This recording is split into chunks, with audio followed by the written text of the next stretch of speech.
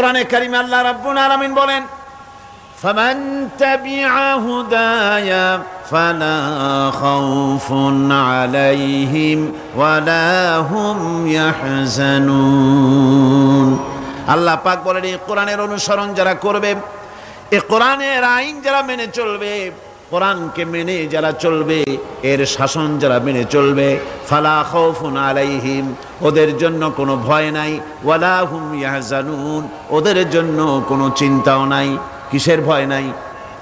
যেই সমাজে কোরআনের আইন চালু হয়ে যাবে, ওই সমাজের ভিতরে চুরির ভয়, ডাকাতির ভয়, জেনার ভয়, হত্যার ভয়, ধর্ষণের ভয়, লাঞ্ছনার ভয়, গঞ্জনার ভয়, কোনো ভয় থাকবে না। ওয়ালা হুম ইয়াহজানুন, ওই সমাজের মানুষের মনে কোনো চিন্তাও থাকবে না। কিসের চিন্তা থাকবে না? যেই সমাজে কোরআন চালু হয়ে যাবে, কোরআনের আইন দিয়ে সমাজ পরিচালিত হবে, ওই সমাজের মানুষের খাওয়া পড়া, শিক্ষা, চিকিৎসা, বাসস্থানের কোনো চিন্তা থাকবে না। ইসলামী সমাজ তার গ্যারান্টি দেবে। জোরে বলেন সুবহানাল্লাহ, জোরে বলেন আলহামদুলিল্লাহ। এটা আল্লাহ পাকের ওয়াদা। কার ওয়াদা? জোরে কোন তো? আল্লাহ পাক। ফামান তাবিআ হুদায়া ফালা খাউফুন আলাইহিম ওয়ালা হুম ইয়াহজানুন, আল্লাহ পাকের ওয়াদা। কিন্তু দুর্ভাগ্য আমাদের, আল্লাহর ওয়াদা বিশ্বাস হয় না।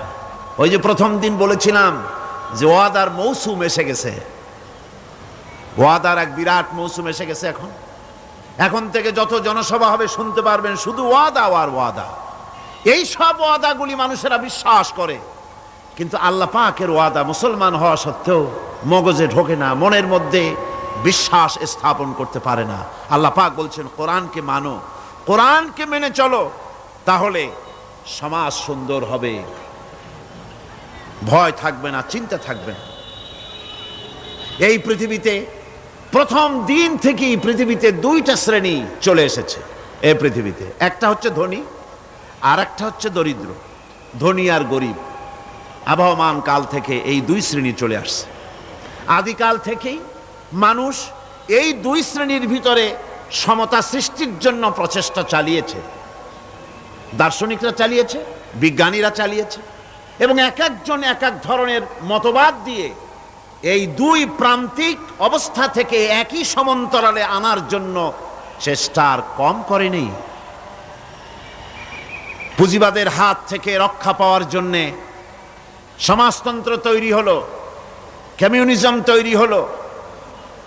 অবস্থা তারা দেখতে পেল সর্বনাশ। আগে তো ছিলাম চোরের বাড়ির সামনে, সব চুরি হয়ে যেত।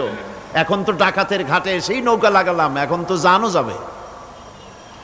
সেজন্য সমাজতন্ত্র পৃথিবীকে কিচ্ছু দিতে না পেরে নিজের দেশেই আত্মহত্যা করল। এরপরে আবার বাঁচার জন্য মুক্তবাজার অর্থনীতির নামে সমাজতন্ত্রীরা আবার সেই পুঁজিবাদের দিকে অগ্রসর হওয়ার চেষ্টা চালাচ্ছে। পৃথিবী সাক্ষী, দুনিয়া সাক্ষী, মানুষের তৈরি করা মতবাদ দিয়া পৃথিবীতে কোথাও স্থায়ী কোনো শান্তি আসে নাই। এ কথাটা কি মিথ্যা না সত্য? এ কথা মিথ্যা না সত্য?